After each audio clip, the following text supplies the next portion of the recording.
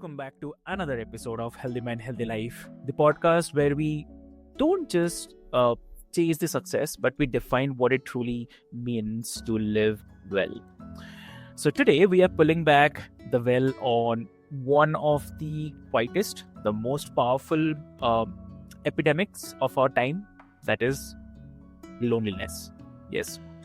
So, in a world that is addicted to follower counts, filtered photos, and the curated success stories, many of us are feeling more disconnected than we ever felt before.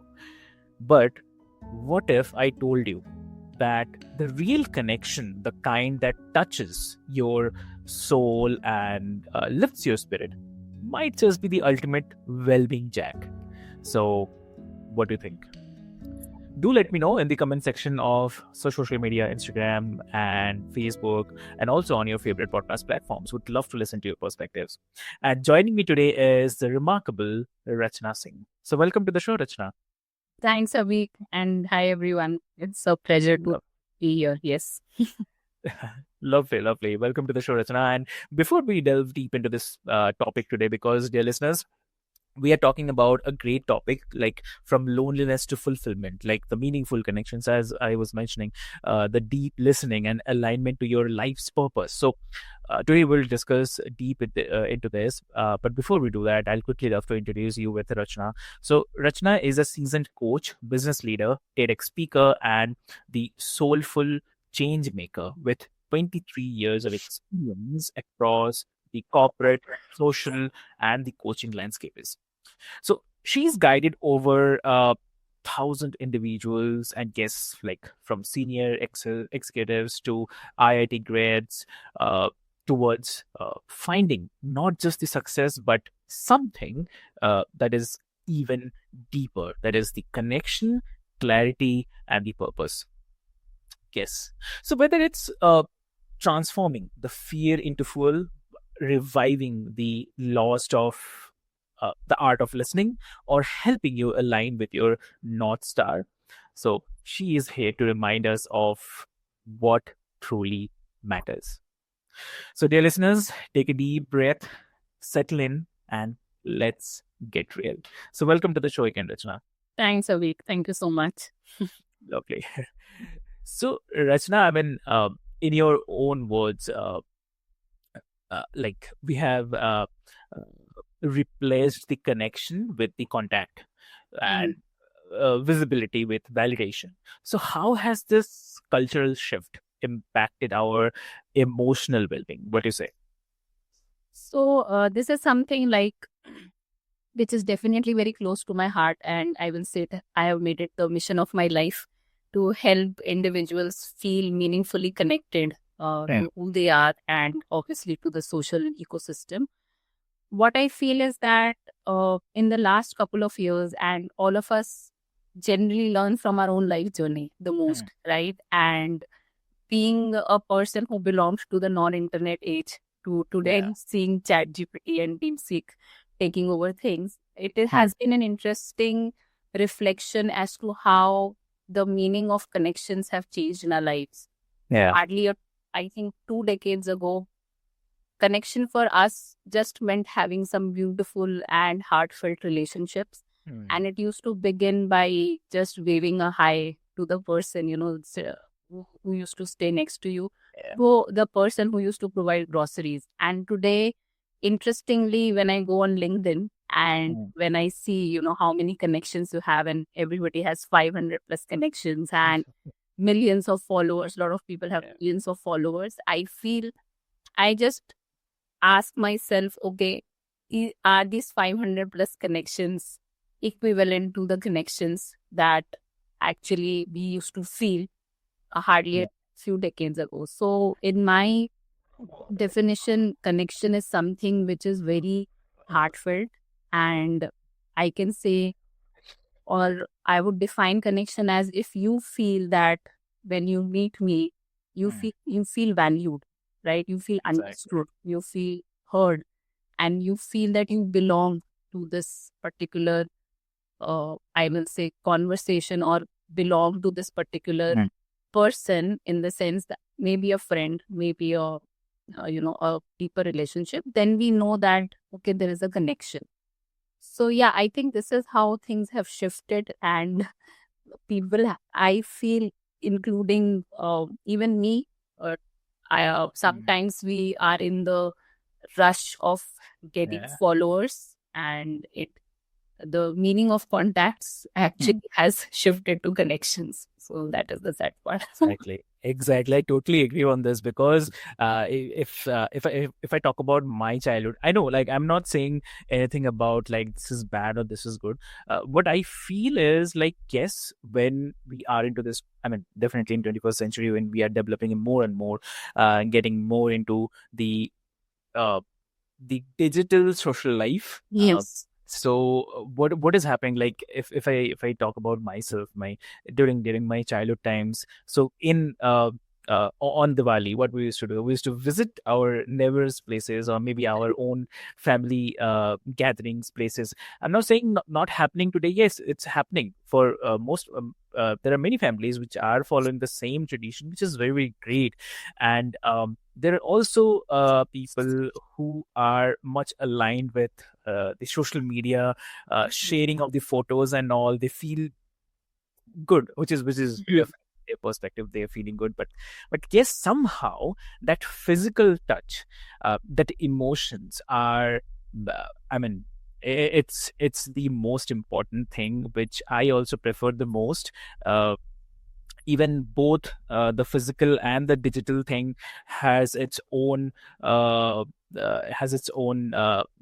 pros and cons also. Yes. So digital thing, yes, the pros is like it becomes much faster. So if I talk about for any wedding, right now we used to share wedding cards over WhatsApp and Right. somewhere to the digital part also, which is much faster rather than earlier days. We used to visit their place, we used to share the cards, which is definitely a good part, but somehow Right. that touch is much important. So I totally agree on that. So uh, on this, like, what do you think? Like, how can we begin to reverse this pattern starting today? I mean, uh, to move forward towards nurturing the deeper and more authentic relationships. Yeah. So a very beautiful question. And Mhm. in my journey, I always tell people it is not one versus the other. It is not that digital, you can't define anything today as a black and white, or digital is not good, or Mm. face to face is only what is needed. The beautiful part is just to share an example that it is because of the digital age that we are here, right, together on this Yeah. podcast. Or I can contact a friend sitting in US and we discuss a lot Mm. of things together. So definitely the length and breadth of reaching out to people has drastically increased and improved because we are blessed with the digital world. Again, the digital world was a very big bliss during COVID-19, right? Otherwise, the kind of isolation that all of us have experienced would have been worst. So definitely it is like one, I will say, complementing each other. Yeah. And coming back to like what you were just asking, how can we actually shift? I think the only key area that I always guide people towards is that if we have to build meaningful connections, it has to be at three levels. Okay. The first is self connection. Correct. How am I actually connected to my own self? The more I am connected to my own self is how you will experience me more authentically. Okay, and just to share something, I'm reading this book, Atlas of the Heart by Bren Brown, and it beautifully defines vulnerability, right? Mm. And it talks about the more self connected I am, the more comfortable I would be to share parts of me, which will make me vulnerable, and you may experience or you will experience a deeper connection. So, self connection is definitely the starting point of feeling connected meaningfully. The second, I define it like the second is for me socially. Yeah. Definitely. Like we always say, social connection, like we are social beings, right? And we feel that food, water is a basic need, air is a basic need. Definitely, they are the most basic needs. But a lot of researchers have shown that the moment we start getting disconnected is when our whole well being be it physical, mental, emotional, spiritual, everything starts getting affected. So we always hear this, that man is not an island. So if that was the case, then we would not have seen so many communities and thriving over the centuries. So social connection is definitely the second. The third aspect I try to bring in is the spiritual connection, because a, a part of me recently has always, while I will say, a spiritual person earlier, but it has, I will say, accelerated in the last couple of years. And I feel that all of us are on a soul journey, and all of us have come alone, will go alone. So it is valuable to understand where am I heading? Okay, and what is the greater purpose towards which I am working? So if I have a clarity on that, and maybe not 100% clarity, but at least I am a soul, like I tell everybody, I'm a soul searcher. At least let's search for that. And if these three we are able to build and, I will say, navigate together, there will be a beautiful connection. Maybe I will say, I'm not boasting, but I can 100% claim that you will feel meaningfully connected if you are able to integrate all the three into your life. That is how I try to work it out for myself and for others. That's great. That's really great. Yeah. And so I had to mention, dear listeners, like if you have ever felt alone in a crowded room, or maybe overwhelmed by your own online presence, it's time to rethink what connection really means to you. So that's very important. And coming back to Rachna, like you have helped the leaders, professionals navigate their deepest fears. So let's talk about the fear. Like, why do you say it can be a fear, not a kind of flaw? So, yeah. So interestingly, with so much of, I will say, information already available on Google, all of us can Google and figure out that if we take the example, like there are examples of players who actually experience fear, but they define it as excitement. Yeah. Okay. And it's a very common, I will say, analogy that is given, that they generate the same kind of, I will say, feelings in us, and the same kind of chemical, processes in us. So it is just about how we are looking at a certain feeling and using that feeling to either propel us forward or to push us back. Okay. And how I just put it is that if I'm able to use fear to propel me forward, then it is something which is definitely helping me experience that fuel for the future. But if it is actually pushing me back, which generally it does, for many of us, fear is something which is not, fear is not an emotion that anybody appreciate the moment you call it out, right? They'll be like, okay, I don't want to experience it, right? However, whether we want to or we don't want to, we need to acknowledge that all emotions have a meaning, and all emotions are there to help us.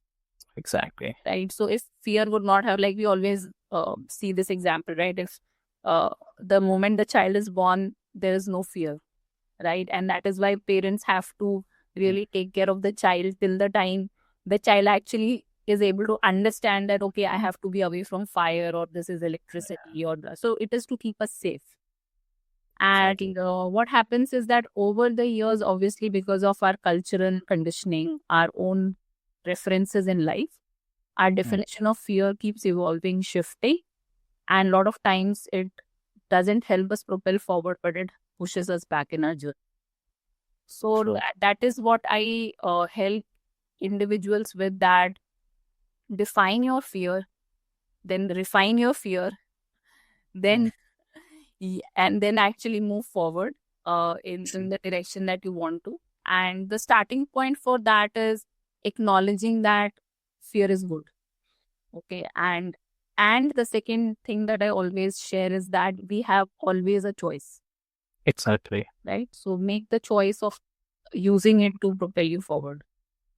Lovely, lovely. That's a great saying, Rachna, I'd say, and I really love that example you mentioned about the child. When the child is born, that fear is gone. So that's a really lovely thing. And so I definitely have to mention, like, fear doesn't have to freeze you, dear listeners. So with the right mindset, it can move you closer to your truth, your purpose, and the power for sure.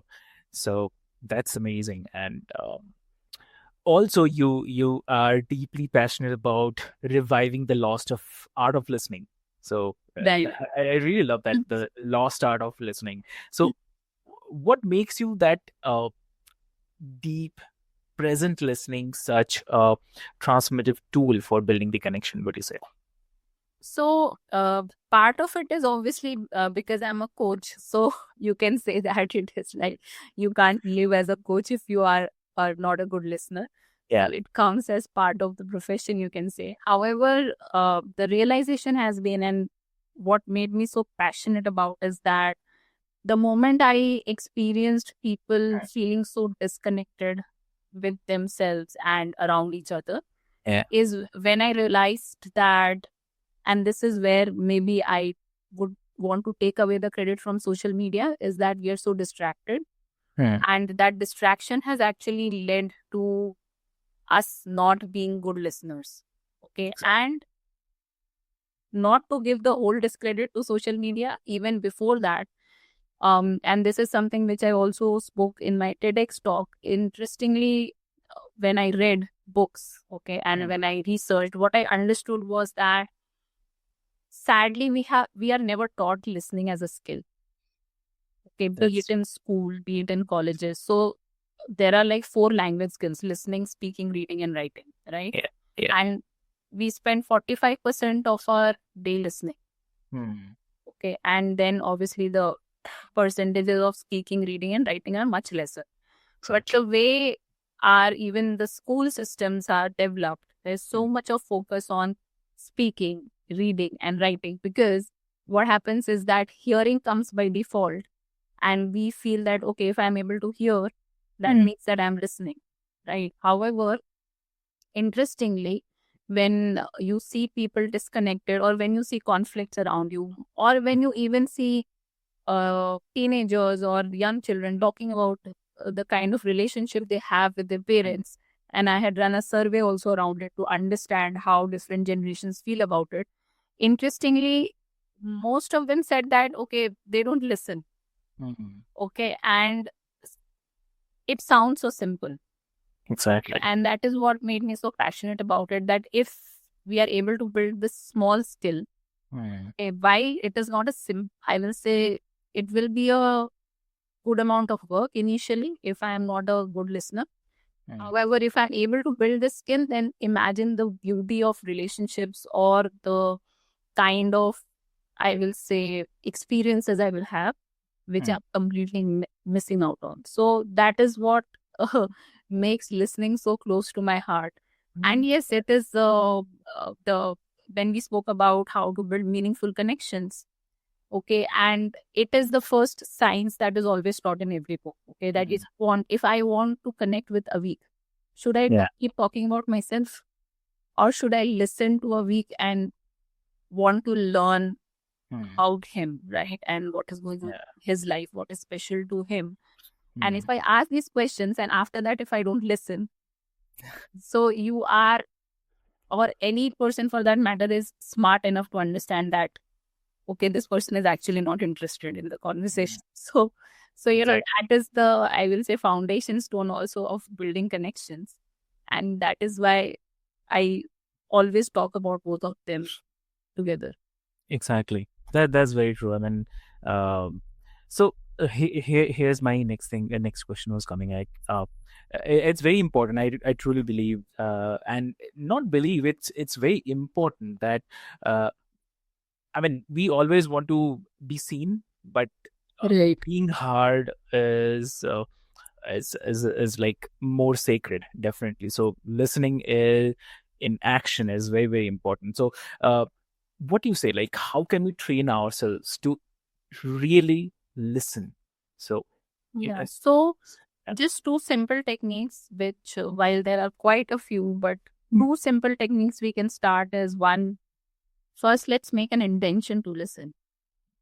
Okay, so everything starts with an intention. Let's start. The mindset, we change the mindset. First, we at least in the morning write down the intention that, okay, I am working towards being a good listener or an active listener, right? Yeah. The second most powerful tool is actually box breathing. So what happens is that the moment, suppose if I am about to get into a conversation with you and I want to give my full attention to this conversation, then it is valuable for me to center myself, right? In the moment. Exactly. And how do I do that? So box breathing is a very simple technique where you inhale at the count of 4, then you hold your breath at the count of 4, then you exhale at the count of 4, and then you hold your breath at the count of 4. So even if we do this box breathing at least 3 to 5 times, that's it. Okay, so the amount of presence it will bring to the present moment will be beautiful. And the more calm our mind is, it is obvious, the deeper I will listen. Exactly. So that is there. And one thing because I love nature and but yes, I think if you would have in your holidays gone to any scenic place, the moment we go there, suddenly we are feeling like a saint, right? Why? Because there's so much of peace and you feel connected, right? And there is calmness. So the simple way is that, can we start our day by spending just few minutes in nature? If we are staying in even I'm staying in an urban place, I'm not saying nature is very close to me. However, still there is access all to some amount of nature that all of us may have. And just breathing into that will help us become better listeners. Exactly. That's very, very true. Spending time with the nature, I think it's 5 or 10 times, 10 minutes also. It's very helpful. Right. Full also. Like you can take a small walk also, or maybe just listen to a podcast. Maybe you listen to Healthy Mind, Healthy Life, and just just go to a garden or a park. Just listen to it. Just move around on the grasses, or maybe you just look around all the greeneries. That's just okay. So thank you so much for sharing this, Rachna. It's really, really important. And one more big thing, before we wrap, the big one is aligning with your North Star. I really love that. So, in your experience coaching hundreds of people, what are the first signs that someone is not living in alignment with their true purpose? So it is simple, and I'll give you my example because I did not have clarity on my North Star till 5 years ago. Okay. So, and the simple way of understanding is that when I get up in the morning, how energized am I to spend my day?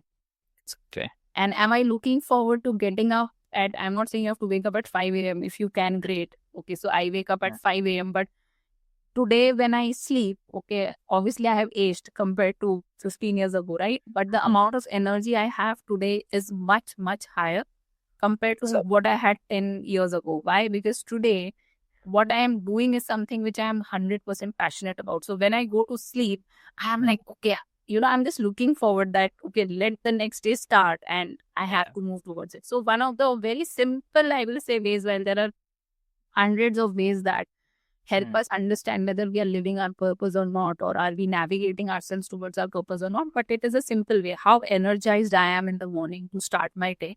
And am I looking forward to doing things? And after doing that, at the end of the day, how energized am I still feeling? So if on a scale of 1 to 10, we can rate ourselves, right? So on a scale of 1 to 10, if I feel, oh yes, I am feeling like an 8, I am feeling like a 9. So then we know that, okay, whatever I am working towards, I am definitely passionate about it.